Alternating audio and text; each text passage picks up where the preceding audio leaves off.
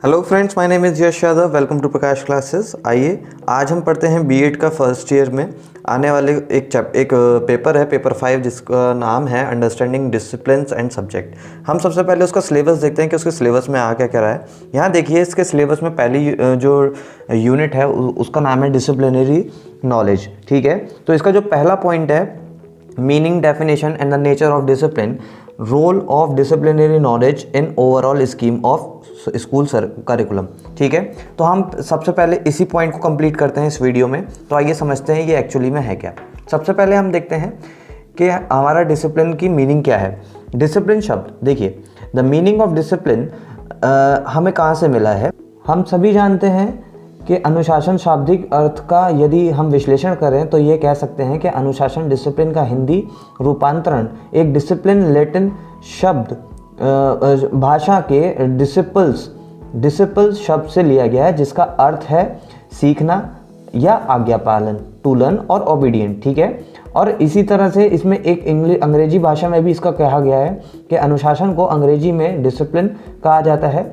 अंग्रेजी भाषा का डिसिप्लिन से उत्पन्न हुआ है। अंग्रेजी भाषा में डिसिप्लिन एक शब्द है, उससे उत्पन्न हुआ है। ठीक है, और इस डिसिप्लिन का अर्थ होता है शिष्य। ठीक है, अब आप देखिए कि पिछले इसमें आगे दे रखा है कि पीछे धारणा यह है कि विषय प्राचीन काल से गुरु द्वारा निर्धारित नियमों, कानूनों, परंपराओं का अनुपालन करता था। ठीक है, और जो कि वो स्वीकार करता था, नम्रतापूर्वक जीवन व्यतीत भी करता था। लेकिन आज के टाइम में, वर्तमान टाइम में अनुशासन की डेफिनेशन कुछ बदल गई है। वो क्या है? व्यवहार का अनुशासित, मतलब जो आपका डिसिप्लिन है उसमें क्या बिहेवियर है, उस पर हम बात करते हैं। ठीक, अब देखिए यहाँ पे एक विशेषज्ञ अभिव्यक्ति हैं जिन्होंने ये कहा है कि टीपी नन उनका नाम है। उनके अनुसार अपने संवेगों तथा शक्तियों को उस समय के अधीन अनुशासन है जो अराजकता की व्यवस्था में प्रदान करता है। वह कुशलता एवं मित्यता उत्पन्न करता है जहाँ बिना अकुशलता और अपव्यय होता है। ठीक है, तो ये हो गया। यहाँ पे आपको समझ में आ गया होगा कि डिसिप्लिन का मीनिंग क्या है और वो कहाँ से आया है, कैसे आया है, डिसिप्लिन हम किस तरह से बात करते हैं, और आपको डेफिनेशन भी मैंने आपको लगभग यहाँ पे बता ही दी है। ठीक है, तो आइए सबसे पहले अब इस पर नोटिस करते हैं कि importance of discipline. Importance of discipline हमारी क्या है, डिसिप्लिन का फ़ायदा क्या क्या है, हमें ये भी देखना है। ठीक है, तो डिसिप्लिन एक्चुअली हमारे ह्यूमन स्कूल और सोशल लाइफ का एक बहुत महत्वपूर्ण योगदान है। तो इसका हम देखते हैं कि क्या क्या असर पड़ता है हमारे जीवन पे। पहला, विद्यालय प्रशासन का अच्छा होना। अगर किसी भी विद्यालय में डिसिप्लिन बहुत अच्छा है तो उसका प्रशासन भी बहुत अच्छा होगा। ठीक है, तो पहला पॉइंट हमारा यही डिस्क्राइब करता है कि हमारा विद्यालय प्रशासन हमारा किस तरह से होगा। एक सकारात्मक दृष्टि का होगा। ठीक है, दूरदर्शिता का होगा। ठीक है, सेकंड पॉइंट आता है कक्षा शिक्षण का प्रभावी होना, एक इफेक्टिव क्लासरूम टीचिंग। अगर हमारा क्लास के अंदर भी डिसिप्लिन अच्छे से क्रिएट होता है, एक शांतिपूर्ण क्लास होती है जिसके अंदर हम बच्चों को पढ़ाते हैं, तो अगर वो व्यवस्था बनी रहे कि टीचर बोले और बच्चा पढ़े, तो बहुत अच्छे से टीचर एक्सप्लेन भी कर सकता है और जवाब भी दे सकता है। ठीक है, थर्ड आता है उचित व्यवहार का प्रोत्साहन करना, to give encouragement to the proper behaviour. आप किसी भी गलत बात को एनकरेज नहीं करेंगे, चुप नहीं रहेंगे। टीचर का ये जिम्मेदारी है कि वह बच्चों को गलत बातों पे टोके, उन्हें डांटे। ठीक है, और उनको समझाए कि बेटा ये चीज़ गलत है, इसको इस तरह से नहीं बोलना है। इसीलिए डिसिप्लिन में इसका बहुत बड़ा योगदान रहता है। ओके, उत्तम चरित्र का निर्माण करना, फॉर्मेशन ऑफ गुड कैरेक्टर। किसी भी व्यक्ति के अंदर अगर डिसिप्लिन है और वो अच्छे व्यवहार से बातचीत करता है, तो उसको आप देखिएगा कि उसको हम कहेंगे कि ये अच्छा व्यक्ति है, मतलब उसका कैरेक्टर बहुत अच्छा है, क्योंकि वह अपने लिमिट्स के अंदर काम करता है। उसे पता है कि कहाँ पे क्या करना है, क्या नहीं करना है। ठीक है, नेक्स्ट आता है विद्यालय में सुसंबंधों की स्थापना, to establish harmonious relation in school. देखिए विद्यालय में ना कई तरीके के प्रोफेशंस होते हैं, लाइक एक स्टूडेंट होता है, टीचर होता है, साथ साथ उसमें सफाई कर्मचारी भी होता है, उसमें आया भी होती हैं, उसमें वॉचमैन भी होता है, ठीक है, और असिस्टेंट्स भी होते हैं, प्रिंसिपल भी है, वाइस प्रिंसिपल भी है। तो इन सब के बीच में जो रिलेशंस होने चाहिए वो बहुत ही उत्तम होने चाहिए। उत्तम का इन सेंस कि सबका बिहेवियर एक दूसरे के प्रति बहुत ही सकारात्मक होना चाहिए और बहुत ही मानवीय तौर पर होना चाहिए। ये नहीं कि अगर कोई व्यक्ति टीचर मतलब जैसे टीचर है और अगर कोई चपरासी वहाँ पे बैठा है तो वो उसको मतलब धिक्कारे नहीं या कोई गंदे शब्दों का प्रयोग ना करे या उसकी बातों को सुने नहीं, ठीक है। एक अच्छा रिलेशन होना ज़रूरी है, ठीक है। तो इसलिए डिसिप्लिन आपको सिखाता है कि किस तरह से आपको हर वर्ग के व्यक्ति से किस तरह से बातचीत करनी चाहिए।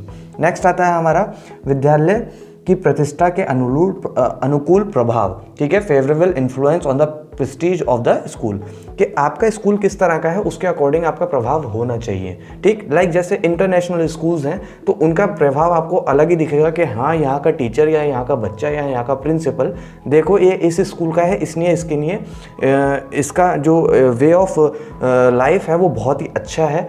और अगर हम वहीं बात करें किसी सरकारी स्कूल की तो उसमें आप देखिए टीचर्स तो अच्छे से आते ही आते हैं, मेंटेन करने की कोशिश करते हैं, लेकिन जो फैसिलिटीज़ एक इंटरनेशनल वर्ल्ड स्कूल में मिलती हैं वो फैसिलिटीज़ एक गवर्नमेंट स्कूल में नहीं होती हैं। तो इसलिए आप काफ़ी डिफ्रेंशिएट कर सकते हैं उन दोनों को लेके। तो ये जो डिसिप्लिन है ये सिखाता है कि अगर देखिए इंटरनेशनल स्कूल्स में या वर्ल्ड स्कूल्स में डिसिप्लिन बहुत अच्छा होता है, ठीक है। वहाँ के पेरेंट्स भी बहुत डिसिप्लिन में रहते हैं, बच्चों के पेरेंट्स और बच्चे भी बहुत डिसिप्लिन में रहते हैं, बाकी सारे टीचर्स वगैरह सभी स्टाफ वगैरह भी सब डिसिप्लिन में रहता ही रहता है। लेकिन अगर आप वहीं गवर्नमेंट स्कूल की बात करें तो गवर्नमेंट स्कूल में जो बच्चों के पेरेंट्स होते हैं वही इनडिसिप्लिन होते हैं, तो उनके बच्चे भी इनडिसिप्लिन ही कहीं ना कहीं होते ही हैं, ठीक है। उनको करेक्ट करने के लिए टीचर्स काफ़ी कोशिश करते हैं लेकिन वह संभव नहीं हो पाता, जिसकी वजह से इनडिसिप्लिन की हमें देखने को मिलती है। तो डिसिप्लिन के ये कुछ तरीके थे, इंपॉर्टेंस थी।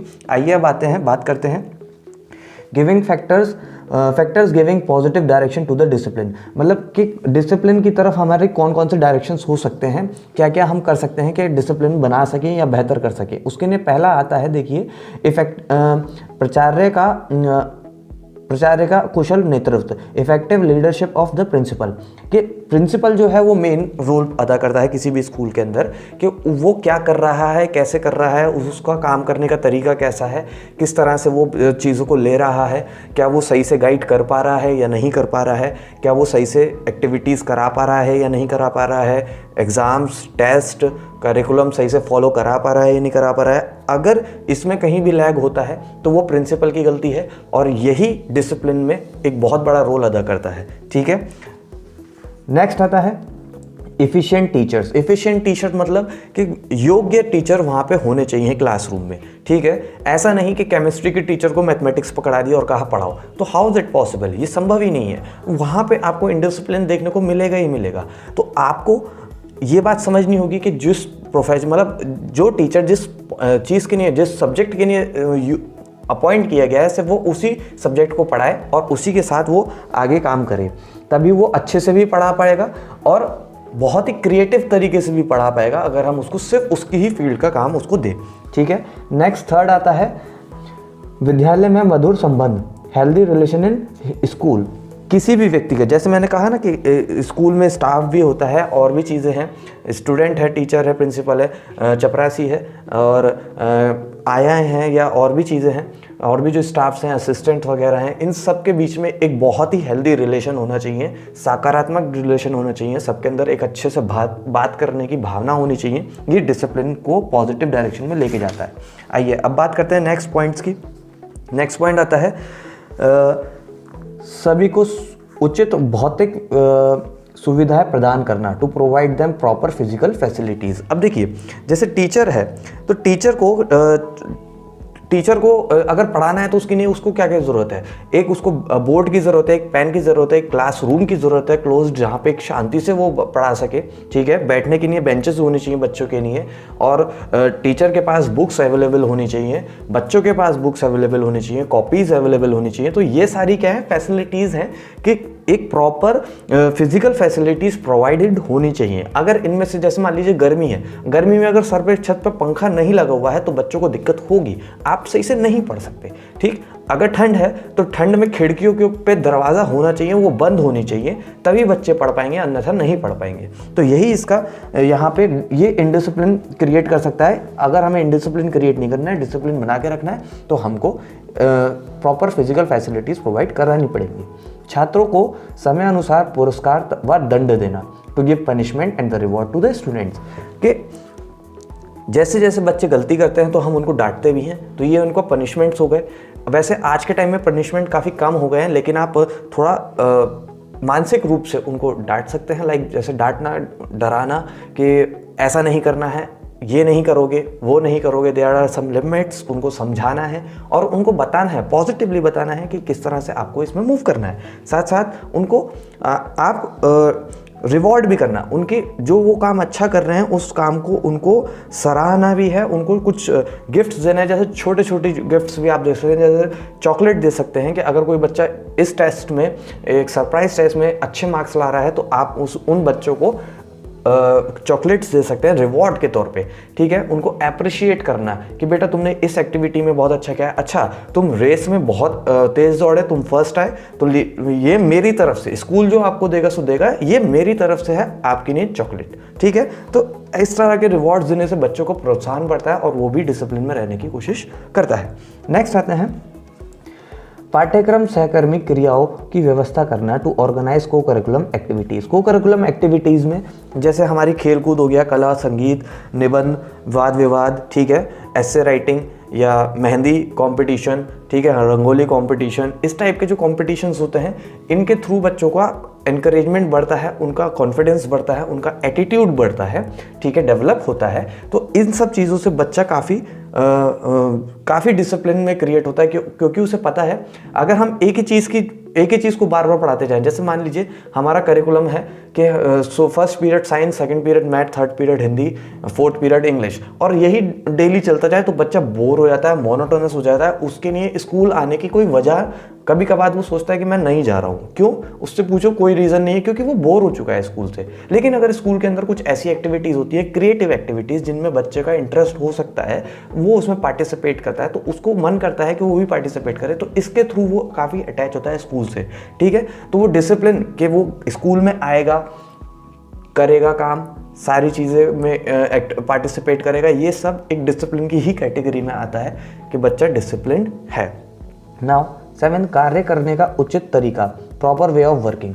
प्रॉपर वे ऑफ वर्किंग का मतलब यह है, जैसे अभी हम यहाँ पे बात कर रहे हैं कि जैसे हम यहाँ पे सिलेबस लिया हमने, और सिलेबस के थ्रू हम बात कर रहे हैं कि भाई इसमें हमारा पहला यूनिट ये है, सेकंड यूनिट ये है, थर्ड यूनिट ये है और फोर्थ यूनिट ये है, तो हम एक सीक्वेंस के थ्रू पढ़ना चाह रहे हैं यहाँ पे, ठीक है। इन अ सिमिलर मैनर जब बच्चा एक करिकुलम में आता है, कि एक स्कूल में आता है, तो वो भी उसी तरह से पढ़ता है और सिलेबस के अकॉर्डिंग उसको याद करता है ना।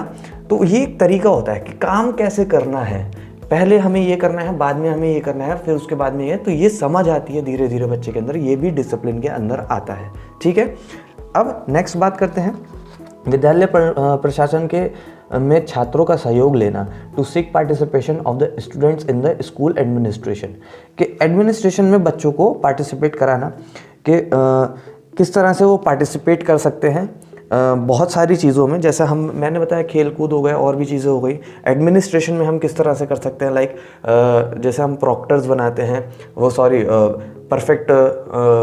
परफेक्ट गर्ल, परफेक्ट बॉय, और मॉनिटर्स बनाते हैं, तो यहाँ पे एडमिनिस्ट्रेशन की चीज़ें आ गई। यहाँ पे बच्चों को पार्टिसिपेट कराना चाहिए कि बेटा किस तरह से हमें स्कूल चलाना है, वो समझ पाएंगे, ठीक है। तो वो डिसिप्लिन क्रिएट करने में काफ़ी हेल्प करता है, ठीक है। नाउ अब बात आती है, हमारी नेक्स्ट टॉपिक है हमारा कॉज ऑफ इनडिसिप्लिन, कि इनडिसिप्लिन हमारा किन वजहों से होता है, ठीक है। पहला आता है विद्यालयों में असंतोष की भावना, कि विद्यालयों में कोई मतलब है ही नहीं, रुचि ही नहीं है जाने की, तो वो कैसे करेगा। अध्ययन के पर्याप्त रुचि का अभाव, कि पढ़ने के लिए बच्चा कैसे जाए, मतलब उसकी रुचि भी तो होनी चाहिए, उसका इंटरेस्ट भी तो उसके अंदर क्रिएटेड होना चाहिए, तभी वो अगर उसकी नहीं है तो वो इनडिसिप्लिन क्रिएट करेगा।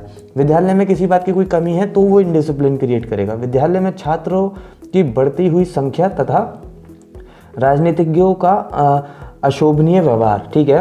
विद्यालय में अगर बहुत ज़्यादा बच्चे पढ़ते हैं, अगर एक क्लास में 30 बच्चे होते हैं तो this is a normal thing, but अगर यहाँ पे एक क्लास में 80 बच्चे होंगे तो इनडिसिप्लिन क्रिएट होगा ही होगा, क्योंकि एक टीचर की रिस्पॉन्सिबिलिटी है 80 को संभालना।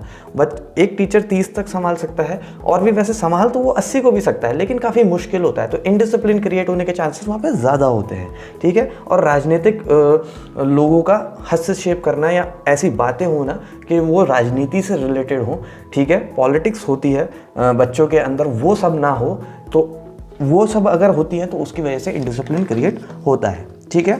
अब इनडिसिप्लिन के और भी कुछ हमारे सामान्य रूप में हम अनुशासनहीनता के कारणों को निम्न श्रेणियों में विभाग कर सकते हैं, ठीक है। पहला है पर्सनल कॉजेज़। पर्सनल कॉजेज़ क्या क्या हो सकते हैं, देखिए, शारीरिक दृष्टि से बालक को विकलांग होना, मानसिक दृष्टि से बालक का अस्वस्थ होना, बालक में अपनी अक्षमता के कारण निम्न भावना ग्रंथि होना, ठीक है, किशोरावस्था में होने वाले शारीरिक परिवर्तन। देखिए, कोई भी पर्सनल कॉज हो सकता है। अगर बच्चे की तबीयत खराब है तो वो नहीं पढ़ सकता, वो इनडिसिप्लिन क्रिएट करेगा ही करेगा, क्लास में वो सही से मतलब एक्टिवली पार्टिसिपेट नहीं कर सकता है, ठीक है। नाउ नेक्स्ट आता है, सेकंड पॉइंट है हमारा फैमिली कॉज। फैमिली कॉज में क्या क्या आते हैं, देखिए, माता पिता का बालक के प्रति रूखा या उदासीन व्यवहार, माता पिता का बहुत कठोर या बहुत लचीला अनुशासन होना, पारिवारिक कलह, माता पिता का अशिक्षित होना, माता पिता का पक्षपातपूर्ण व्यवहार और घर का दूषित व्यवहार, ठीक है। ये सारे प्रभाव आपके फैमिली कॉजेस की वजह से आते हैं, जो इनडिसिप्लिन क्रिएट करने के लिए बच्चे के मतलब कर सकते हैं, ठीक है। क्योंकि अगर आपकी फैमिली में कुछ अच्छा नहीं चल रहा है, कोई भी प्रॉब्लम आ रही है, तो आप स्कूल में अच्छे से पार्टिसिपेट नहीं कर सकते हैं, ये एक नॉर्मल थिंग है, ठीक है। नेक्स्ट आता है स्कूल कॉजेज़। स्कूल कॉजेज़ में क्या क्या आते हैं, देखिए, स्कूल के संगठनात्मक ढांचे में त्रुटि या कमी होना, विद्यालयों का वातावरण अस्वस्थ व अनाकर्षक होना, ठीक है, विद्यालयों का पाठ्यक्रम सहगामी क्रियाओं की उचित व्यवस्था ना होना, शिक्षकों में गुटबंदी, ठीक है, अध्यापकों का छात्रों के प्रति अपेक्षात्मक तथा या तानाशाही व्यवहार होना, ठीक है। टीचर तानाशाह नहीं हो सकता, ठीक, या पक्षपाती नहीं हो सकता, उसको न्यूट्रल रहना पड़ेगा। तो इस टाइप के कॉजेज भी इनडिसिप्लिन क्रिएट करने में कर सकते हैं, मतलब एक तरीके से, है ना। और एजुकेशनल कॉज, भौतिक कारण, वो क्या क्या हो सकते हैं, शिक्षा का पाठ्य वस्तु पर अधिकार न होना, शिक्षक का व्यवहार पक्षपातपूर्ण व तानाशाह होना, ठीक है, छात्रों का नैतिक शिक्षा नहीं देना, अध्यापक में नेतृत्व के गुणों का अभाव होना, अध्यापकों का मूल्यवानहीन होना, ठीक है। अगर एजुकेशनल कॉजेज क्या क्या हो सकता है भाई, देखो, टीचर के अंदर अगर प्रॉपर क्वालिफिकेशन नहीं है तो वो सही से नहीं पढ़ा सकता, इनडिसिप्लिन क्रिएट होगा, ठीक है। वो एथिकल नॉलेज नहीं दे पा रहा है तो इनडिसिप्लिन क्रिएट होगा। तो ये सारे काफ़ी सारे रीजंस हैं, इसमें आप ध्यान दीजिएगा।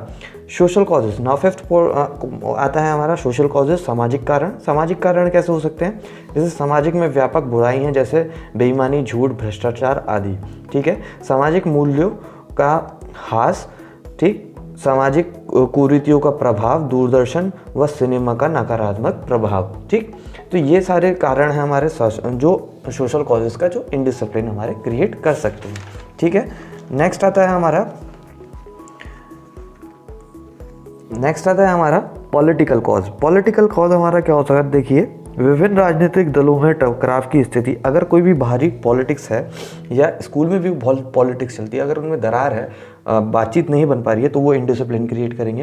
विद्यालय परिवेश में राजनीति का प्रवेश होना, राजनीतिज्ञों द्वारा छात्रों को अपने लक्ष्य की पूर्ति हेतु एवं एक यंत्र के रूप में प्रयोग करना, पक्षपातपूर्ण राजनीतिक जैसे निर्णय, जैसे आरक्षण, नेताओं के व्यवहार में स्वार्थपरता व लोभ का परिचय मिलना, ठीक है। इस टाइप के जो रोल्स होते हैं वो हमारे स्कूल्स में इनडिसिप्लिन क्रिएट कर सकते हैं, या शिक्षक संस्थानों में इनडिसिप्लिन क्रिएट कर सकते हैं, ठीक है। नाउ सेवेंथ आता है साइकोलॉजिकल कॉज। साइकोलॉजी मनोवैज्ञानिक कारण, वह क्या होता है, बालकों में सेवकों पर अधिक नियंत्रण रखकर उन्हें दमित कर देना, छात्रों को अंदर सामाजिक परिवेश में विद्यमान पक्षपातपूर्ण रवैये के कारण कुठाओं का जन्म लेना, छात्रों की रचनात्मक व सृजनात्मक शक्तियों को विकसित करना हेतु पर्याप्त अवसर ना मिलना, ठीक है। तो इस तरह ये साइकोलॉजिकल वेज हैं कि भाई किसी बच्चे को तो आपने काफ़ी कुछ सिखा दिया और दूसरे बच्चे को नहीं सिखाया, तो दूसरे बच्चे के अंदर एक फीलिंग आ जाती है कि ये मेरे को नहीं सिखा रहे, या इसको ज़्यादा आता है, मुझे कम आता है, तो वो अपने आप को डिप्रेस फील करता है, लो फील करता है। ये सारे साइकोलॉजिकल रीजंस होते हैं। नेक्स्ट आता है हमारा इकोनॉमिक कॉजेज़, आर्थिक कारण। माता पिता में निम्न आर्थिक स्थिति होना, माता पिता का बहुत ही आर्थिक संपन्न होना, ठीक है। शिक्षा प्रांत बेकारी का सामना करना, शिक्षा पर बढ़ता हुआ खर्च, ये सारे रीज़न हमारे इंडिसिप्लिन क्रिएट करने के लिए हेल्पफुल होते हैं। नाउ अब नेक्स्ट आते हैं, हमारा देखते हैं कि नेक्स्ट क्या होता है। नेक्स्ट टॉपिक है हमारा suggestions to remove the problems of indiscipline, ठीक है। अनुशासनहीनता को दूर करने के सुझाव, क्या क्या सुझाव हो सकते हैं, ठीक। तो पहला आता है प्रतिकारी उपागम, ठीक है, रिट्रीब्यूटरी अप्रोच। इसमें आप देखिए कि हम अगर सुधारने की इस प्रक्रिया में विरुद्ध कठोर कदम उठाए जाते हैं और कठोरता के दर छात्र द्वारा प्रदर्शित अनुशासनहीन व्यवहार के आधार पर ही निर्धारित की जाती है। कभी कभी कठोर दंड से प्रताड़ित छात्र और अधिक अनुशासनहीन बन जाता है। अतः जहाँ तक संभव हो इस प्रारूप में हमें बचना चाहिए, ठीक है। यहाँ पे हम कभी कभी बहुत ही कठोर दंड दे देते हैं, जिसकी वजह से बच्चा कभी कभी ऐसा भी हो जाता है कि वो और भी ज़्यादा उद्दंडी हो जाता है, उसको कोई फ़र्क नहीं पड़ता, ठीक है, उसका कॉन्फिडेंस लेवल और बढ़ जाता है। तो हमें इससे बचना चाहिए। सेकंड आता है दंडात्मक उपागम, ठीक है, विंडिकेटिव अप्रोच। इसमें छात्रों को बदलने की भावना पर दंडित किया जाता है। जब छात्र विद्यालय के नियम व कानून की अवहेलना करते हैं तो उन्हें दंडित किया जाता है, परंतु छात्र को बदलने की भावना दंडित करना गलत है, ठीक है। उदाहरणात्मक उपागम, एक्सप्लेनेटरी अप्रोच। जब कोई भी छात्र गलत कार्य करता है तो या तो उसे पूर्ण कक्षा में के समक्ष या पूर्ण विद्यालय के समक्ष दंडित किया जाता है, और अन्य छात्रों को यह बता दिया जाता है कि यदि वह भी इस तरह का अपराध करेंगे तो उन्हें इसी प्रकार से दंडित किया जाएगा। फोर्थ, सुधारात्मक उपागम, रिफॉर्मेटिव अप्रोच। यह तरीका छात्रों को सुधारने हेतु अपनाया जाता है। जो भी अनुशासनहीन व्यवहार का प्रदर्शन करता है उसे उसकी गलती का एहसास कराते हुए इस बात के लिए प्रेरित किया जाता है कि भावना में वह गलत कदापि नहीं करेगा। इसके अंतर्गत छात्रों को नियम व परंपराओं का ज्ञान कराते हुए इस बात के लिए विषय तैयार किया जाता है कि वह स्वेच्छ से इच्छुक अनुपालन करें। ओके, नेक्स्ट फिफ्थ हमारा होता है प्रिवेंटरी अप्रोच। प्रिवेंटरी अप्रोच में छात्र जब भी अनुशासनहीन व्यवहार करता है तब वह परिस्थितियाँ ऐसी उत्पन्न हो जाती हैं जो उसके व्यवहार के करने हेतु बाध्य करती हैं। अनुशासनहीनता को दूर करने का यह तरीका उन परिस्थितियों को या तो उत्पन्न नहीं होने देता या फिर उत्पन्न होते ही उन पर नियंत्रण कर देता है। ठीक है, तो इस तरह से हम एक क्या कहते हैं प्रॉब्लम्स इनको निकाल सकते हैं कि इनडिसिप्लिन किस तरह से रोका जा सकता है। ठीक है, नाउ नेक्स्ट आता है हमारा मीनिंग ऑफ नॉलेज। तो मीनिंग ऑफ नॉलेज क्या होता है, देखिए पहले नॉलेज क्या होता है, नॉलेज को हमें समझना होगा। ज्ञान क्या होता है, ज्ञान का स्वरूप क्या है, ठीक है, इसके ऑब्जेक्टिव्स क्या हैं, सब्जेक्टिव्स क्या हैं, इन सबको समझने की हमें ज़रूरत है। तो आइए सबसे पहले हम प्रोफेसर रसेल की डेफिनेशन पर ध्यान देते हैं। ज्ञान वह है जो मनुष्य के मन को प्रकाशित करता है। ठीक है, knowledge is that which enlightening the human mind. Okay, ये जो डेफिनेशंस है ना, इन डेफिनेशंस को आपको एज इट इज याद करना पड़ेगा with the name of this professor. ठीक है, प्रोफेसर रसेल ने क्या कहा है, knowledge is that which enlightening the human mind. इसी तरह से सोक्रेट ने क्या है, ज्ञान सर्वोच्च सद्गुण है, ज्ञान इज द हाईएस्ट वर्च्यू। वस्तुवादी रियलिस्टिक में इसको क्या किया है, ज्ञान को वस्तु का ज्ञान मानते हैं। ठीक है, knowledge is the knowledge of object. Next प्रत्ययवादी idealistic, knowledge is the knowledge of ideas. Okay, next हम बात करते हैं होब्स ने क्या कहा है। होब्स कहते हैं कि ज्ञान शक्ति है, नॉलेज इज पावर। ओके, तो इस नॉलेज की जो आपको समझ में आ गई कि नॉलेज एक्चुअली में क्या होती है। नॉलेज किसी भी चीज़ को ग्रहण करना, ज्ञान किसी भी तरह का हो सकता है। अगर कोई भी चीज़ आपके माइंड में जा रही है वो एक तरीके की नॉलेज ही है, ठीक है। तो इनके डेफिनेशंस के थ्रू आप इसको एक्सप्लेन कर सकते हैं, ठीक है। तो सबसे पहले अब हम बात करते हैं importance of knowledge. Importance of knowledge, knowledge ज़रूरी क्यों है, क्यों नॉलेज को हमें चाहिए। तो देखो यहाँ पे बहुत सारे पॉइंट्स लिखे हैं, इनमें से किसी भी पॉइंट पे आप ध्यान दे सकते हैं। देखिए, ज्ञान को मनुष्य की तीसरी आँख कहा गया है। Knowledge is the third I of man. Okay, ज्ञान ही गुण है, ज्ञान इज वर्च्यू। ज्ञान मानव जीवन सार है, विश्व का नेत्र है। ज्ञान से बढ़कर कोई और सुख नहीं है। ज्ञान विश्व के रहस्य को खोजता है। ज्ञान से चरित्र निर्माण बोध होता है। ज्ञान धन की तरह जितना एक मनुष्य को प्राप्त होता है वह उतना ज़्यादा पाने की इच्छुक रखता है। ओके, ज्ञान एक शक्ति है। ज्ञान कर्मबद्ध चलता है, आकस्मिक नहीं है। एक बार प्राप्त किया गया ज्ञान सतत प्रयोग किया जाने वाला बन जाता है। धर्म की भांति ज्ञान को भी जानने के लिए अनुभव करना चाहिए। ज्ञान समय का परिणाम है। ज्ञान से अच्छे बुरे, कर्म अकर्म, सुंदर असुंदर, सन्मार्ग कुमार्ग, सुमति कुमति, सत्य असत्य, ज्ञानी अज्ञानी, पुण्य पाप, लाभ हानि, सुख दुख, धर्म अधर्म, मित्र दुश्मन, अपार उपकार, धीर अधीर, प्रशंसा निंदा, सफलता असफलता, यश अपयश, मान अपमान, विजय पराजय का ज्ञान होता है, ठीक है। Knowledge is the food of mind. Okay, नैतिक ज्ञान को ही प्राप्त किया जा सकता है। ज्ञान शिक्षा प्राप्ति हेतु साधन का काम करता है। इस तरह से आप समझ सकते हैं कि हमारे इम्पोर्टेंस क्या है नॉलेज की, ठीक है। तो आप इन सभी पॉइंट्सों को अच्छे से लिख के आएंगे तो आपको काफ़ी अच्छे से एक्सप्लेन करने में हेल्प होगी कि ज्ञान की इम्पोर्टेंस क्या है। अब बात आते हैं forms of knowledge. Forms of knowledge, there are 3 types of forms of knowledge. Knowledge is in the form of information.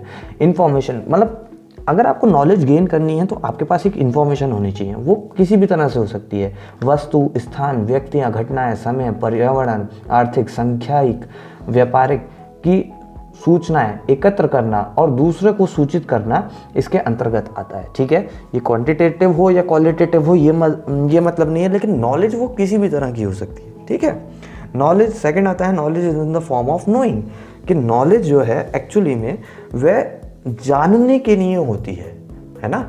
आपको मैं एक डाटा देता हूँ, किसी भी चीज़ की एक इन्फॉर्मेशन देता हूँ, जैसे हम अभी यही पढ़ रहे हैं, ठीक है। तो इसे जब हम पढ़ रहे हैं तो एक्चुअली हम क्या करना है, हम इसको जानने की कोशिश कर रहे हैं, है ना, कि ये लिखा क्या है।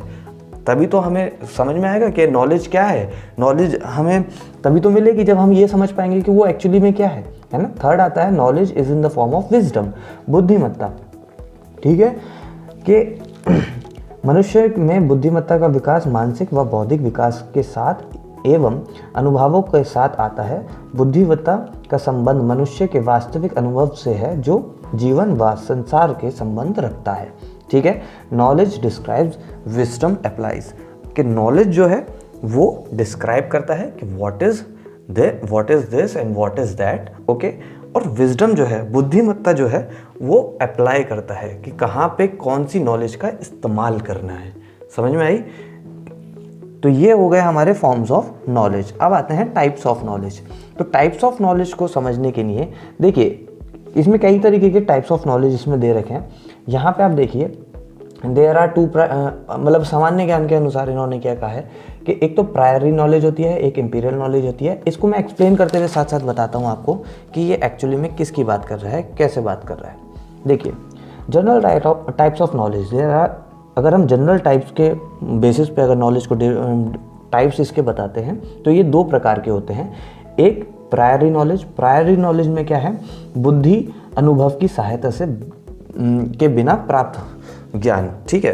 देखिए, प्रायरी नॉलेज क्या है, प्रायरी नॉलेज का मतलब यह है कि सफ़ेद सफ़ेद है, लाल लाल है, हरा हरा है। इसके लिए आपको किसी चीज़ की ज़रूरत नहीं है या प्रूफ करने की ज़रूरत नहीं है कि ये लाल लाल ही क्यों है या सफ़ेद सफ़ेद ही क्यों है, ठीक है। गरम गरम ही क्यों है, ठंडा ठंडा ही क्यों है, इस बात को आपको प्रूव करने की ज़रूरत नहीं है, ये आपके लिए पहले ही अंडरस्टूड है। ठीक है, ये नर्सरी से भी पहले हमें सिखा दिया जाता है, इस टाइप की नॉलेज हमें दे दी जाती है और हमें खुद ही पता लग जाता है कि किस तरह का हमारे मतलब क्या ये चीज़ क्या है ना। अब या 2 और 2 4, इसमें उदाहरण दे रखा है 2 और 2 4, ये होता ही है, इसके लिए मुझे कुछ प्रूव करने की ज़रूरत नहीं है, कुछ एक्सप्लेन करने की ज़रूरत नहीं है। ठीक है, ये हो गई priori knowledge. Now second is empirical knowledge. Empirical knowledge ये हमें अनुभव द्वारा ज्ञान प्राप्त होता है। ठीक है, ये अनुभव पर आधारित होता है। जो भी हम एक्सपीरियंस कर रहे हैं अपनी लाइफ में, जो भी हम अनुभव कर रहे हैं, वह सब जो ज्ञान हमें मिलता है वो एम्पिरिकल नॉलेज के थ्रू मिलता है। ठीक है, नेक्स्ट अब आते हैं सामान्य ज्ञान के प्रकार के अंतर्गत भारतीय एवं पाश्चात्य दर्शन के अनुसार ज्ञान के प्रकार। उपनिषद पहला है, उपनिषद एवं ज्ञान के प्रकार। उपनिषद क्या होता है, देखिए उपनिषद एक्चुअली क्या है ना, हिंदू धर्म के अनुसार उपनिषद क्या कहा जाता है कि गुरु और शिष्य के बीच में जो संवाद हो रहा है, उस संवाद को एक स्क्रिप्ट बना दी गई, उसको एक लेखन लिख दिया गया है कि इन दोनों के बीच में क्या मतलब संवाद हुआ है, उस संवाद को कहा गया है उपनिषद। ठीक है, तो उनके अनुसार, उपनिषद के अनुसार टाइप्स ऑफ नॉलेज क्या होती है, देखिए आप, पहला है पराविद्या और दूसरा है अपराविद्या। पराविद्या जो होती है वो हमारे 5 इंद्रियों के थ्रू मिलती है। 5 इंद्रियां कौन कौन सी हो गई, आँख, कान, नाक, मुंह और त्वचा, ये 5 हमारी इंद्रियां हो गई, इनके थ्रू जो हमें नॉलेज मिल रही है वे हो गई पराविद्या। ठीक है, और नेक्स्ट आती है सेकंड इसकी है अपराविद्या। अपराविद्या जो होती है, इसमें हमें जो ज्ञान प्राप्त होता है वो दूसरे लोगों के द्वारा होता है। ठीक है, तो उस नॉलेज को हम कहते हैं अपराविद्या। ठीक है, ये सामान्य लोगों को नहीं मिलता, कुछ लोगों को ज्ञान मिलता है। ठीक है, इसके एग्जाम्पल मैं आपको दे सकता हूँ, जैसे महावीर स्वामी हो गए, इन्हें अपराविद्या का बोध था।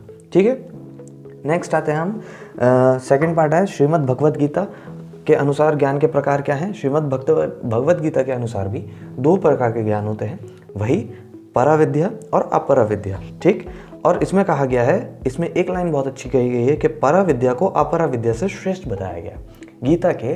गीता में एक अध्याय है जिसका नाम है 3 गुणों का ज्ञान। ठीक है,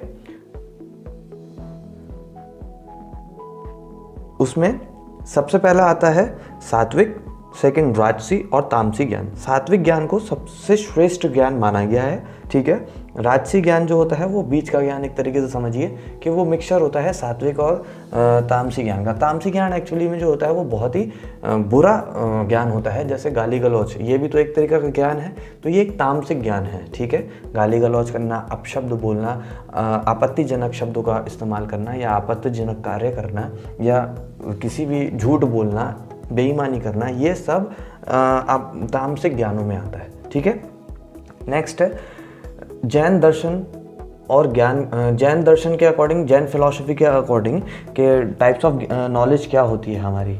ठीक है, तो जैन फिलॉसफी के अकॉर्डिंग जो हमारी पहली इसको डिफाइन किया गया है वो है मति। इसको एक्चुअली 5 जैन फिलॉसफी के अकॉर्डिंग इसको 5 टाइप्स में किया गया है। पहला है मति नॉलेज। मति नॉलेज में एक्चुअली जो हमारी इंद्रियों से प्राप्त होता है ज्ञान, उसको कहते हैं मति नॉलेज। ठीक है, सेकंड है श्रुति नॉलेज। श्रुति नॉलेज हमारे एक्सपीरियंसेस के थ्रू जो हमें मिलता है, जो हम अनुभव करते हैं उसके थ्रू जो हमें नॉलेज गेन होती है, उसको कहते हैं श्रुति नॉलेज। थर्ड आता है अवधि नॉलेज। अवधि नॉलेज जो है वह नॉलेज हमारे इंद्रियों से परे होती है। ठीक है, यह आम व्यक्ति को प्राप्त नहीं होती। ठीक है, इसमें ये हमें तभी प्राप्त होती है जब कोई व्यक्ति के कर्म और जिम्मेदारियों का बहुत कम हो जाता है, तब वह देश समय की सीमा को पार कर दूरदर्शिता के रूप में बहुत दूर तक देखने की दृष्टि रखता है। ठीक है, फोर्थ आता है टेलीपैथी नॉलेज। टेलीपैथी नॉलेज में एक्चुअली क्या होता है कि अगर हम दूसरे के विचारों, गुणों या मनोभावों को ज्ञान कर सकते हैं तो वो हमारा टेलीपैथी नॉलेज में आता है। जैसे आप आपके घर में आपके भाई बहन हैं, आपके माता पिता हैं, उनको देखकर आप ये बता सकते हैं किसी परिस्थिति में कि इस समय मेरे माता पिता क्या सोच रहे हैं या मेरी बहन क्या सोच रही है या इसके मन में क्या चल रहा है या ये क्या करने की सोच रहा है, ये आप खुद ही आइडेंटिफाई कर सकते हैं। इतनी समझ आपके अंदर आ जाती है क्योंकि आप एक बहुत समय के साथ उनके साथ रह रहे हैं। लेकिन कुछ लोग ऐसे होते हैं जो किसी अनजान व्यक्ति को देखकर भी ये बता देते हैं कि उसके विचार कैसे हैं, उसके गुण कैसे हैं और उसको उसके मन के अंदर क्या चल रहा है। ठीक है, ये सब बताने वाले लोगों का जो लोग ये कैपेबल होते हैं ऐसा बताने में, इसका मतलब ये है उनको टेलीपैथी नॉलेज है। ठीक है, तो वो टेलीपैथी नॉलेज ये सभी व्यक्तियों में नहीं होती, ये कुछ ही लोग होते हैं जो इस बात को समझ सकते हैं। जैसे मैजिशियन लोग बहुत करते हैं इसका प्रयोग। ठीक है, फिफ्थ आता है कैवल्य नॉलेज। कैवल्य नॉलेज जो होती है ये सुप्रीम नॉलेज होती है, ये परिपूर्ण ज्ञान कहा जाता है इसे। ठीक है, जैसे हमारे महावीर स्वामी थे या गौतम बुद्ध थे, इनको कैवल्य नॉलेज की ज्ञान थी। ये नॉलेज उनको किसी ने दिया नहीं है, ये उनको खुद अटेन हुआ है। ये वो कैसे हुआ है ये वही जानते हैं, लेकिन कैवल्य नॉलेज हर किसी को प्राप्त नहीं होती, ये कुछ ही व्यक्ति को प्राप्त होती है। ठीक है, उनके उदाहरण मैं आपको दे चुका हूँ। ठीक, नेक्स्ट हमारा इसके जस्टिस फिलॉसफी के अकॉर्डिंग हमारे टाइप्स ऑफ नॉलेज क्या क्या होती है, कि हमें किसी को अगर जस्टिस देना है तो उसके अकॉर्डिंग हमारी फिलॉसफी क्या होनी चाहिए नॉलेज की।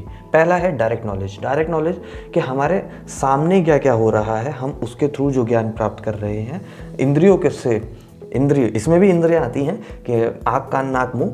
ठीक है, मैं फिर से बोल देता हूँ, आँख कान नाक मुंह और त्वचा, इनके थ्रू जो हम महसूस करते हैं वो हो गई हमारी डायरेक्ट नॉलेज। ठीक, या इंट्यूशंस मतलब कि हमें जैसे पता लग जाता है कि किसी के घर के आगे से निकल रहे हैं और किसी के घर में डेथ हुई भी होती है, तो हमें इंट्यूशन आ जाती है कि शायद इनके घर में डेथ हुई है किसी की, है ना। तो ये इंट्यूशंस है, आपको किसी ने बताया नहीं है ना, आपने देखा है, लेकिन आपको इंट्यूशन आ जाती है कि शायद यहाँ पे कोई मरा है, काफ़ी शांति है ना।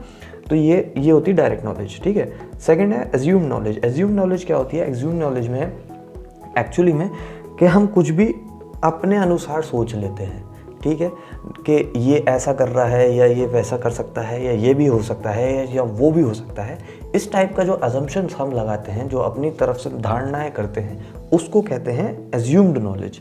ठीक है, थर्ड है हमारा सिमिलर नॉलेज। सिमिलर नॉलेज का मतलब ये है कि जैसे आप देखिए, बल्ब तो CFL भी है और बल्ब LED भी है। ठीक है, दोनों का काम रोशनी ही देना है, लेकिन दोनों का फ़र्क अलग अलग है, दोनों की वर्किंग अलग अलग है, लेकिन वो सिमिलर है। ठीक है, दोनों का काम लाइट देना ही है। अगर आपके जैसे बहुत बुजुर्ग लोग हैं जिनको इसकी वर्किंग नहीं पता, तो वो कैसे बात करेंगे? जाओ जाके बल्ब ले आओ। अब बल्ब कौन सा लाना है ये नहीं बताया, CFL लानी है, LED लानी है या कुछ और लाना है, ये नहीं, बस उनके लिए क्या है, बल्ब है वो। ठीक है, तो ये सिमिलर नॉलेज हो गई। इसमें एग्जांपल भी दे रखा है, जैसे कंप्यूटर का मॉनिटर और टीवी दोनों एक जैसे ही दिखाई देते हैं, है ना, तो दोनों ही समान हो गए, तो ये सिमिलर नॉलेज हो गई। तो किसी जिसको नॉलेज नहीं होगी वो क्या कहेगा कि ये तो टीवी है, या ये तो, जिसको टीवी की नॉलेज होगी वो कहेगा टीवी है, जिसको कंप्यूटर की नॉलेज होगी वो कहेगा कंप्यूटर भी है ना। तो ये सिमिलर नॉलेज में आता है। ओके, फोर्थ है शब्द ज्ञान, वर्ड नॉलेज। ठीक है, कि वह ज्ञान जिसे हम पुस्तक पढ़कर व दूसरे व्यक्तियों की आवाज़ के माध्यम से सुनकर हम काफ़ी शब्दों को पहले से ही जानते हैं, उसका ज्ञान प्राप्त करते हैं। ठीक है, जैसे हम बच्चे को कहें, एक बच्चा है जो अभी बोलना भी नहीं सीखा है, सही से समझना भी नहीं सीखा है, उसको कहें कि उठो और बैठो, वो समझेगा? नहीं समझेगा। क्यों? क्योंकि अभी उसे पता ही नहीं है उठने का मतलब क्या है और बैठने का मतलब क्या है। लेकिन अगर आप किसी बड़े बच्चे को कहेंगे कि भाई उठो या बैठो, तो वो आसानी से समझ सकता है। क्यों? क्योंकि वो पहले से जानता है कि उठो का मतलब क्या है और बैठो का मतलब क्या है। तो ये क्या है, नॉलेज है हमारी किसके थ्रू? वर्ड्स के थ्रू, कि जो हम पढ़ रहे हैं या हम सुन रहे हैं उसके थ्रू जो हमें नॉलेज मिल रही है।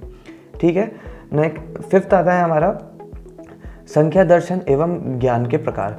ठीक है, संख्या दर्शन के अकॉर्डिंग क्या क्या हमारे टाइप्स हो सकते हैं, इसमें भी सेम वही है, डायरेक्ट नॉलेज, हमारी इंद्रियों के द्वारा मिलने वाला नॉलेज। ठीक है, पांचों इंद्रियों के द्वारा नॉलेज। क्या पांचों इंद्रियां कौन कौन सी हैं? आँख कान नाक मुंह और त्वचा। ठीक है, सेकंड आता है अनुमानित नॉलेज, एज्यूम नॉलेज, इसमें भी वैसे ही है, हम अनुमान करते हैं। ठीक है, थर्ड है वोकेबुलरी नॉलेज। वोकेबुलरी नॉलेज में हमें जो हम लिख कर जो पढ़ रहे हैं, ठीक है, पुस्तकें जो पढ़ रहे हैं या मौखिक रूप पर जो पढ़ रहे हैं, उससे प्राप्त होने वाला ज्ञान हमारा वोकेबुलरी में आएगा। ठीक है, फिर आता है इसमें लोकल इसमें ही दो वोकेबुलरी नॉलेज में ही हमारे दो हैं, एक है लोकल वोकेबुलरी नॉलेज और एक है वैदिक वोकेबुलरी नॉलेज।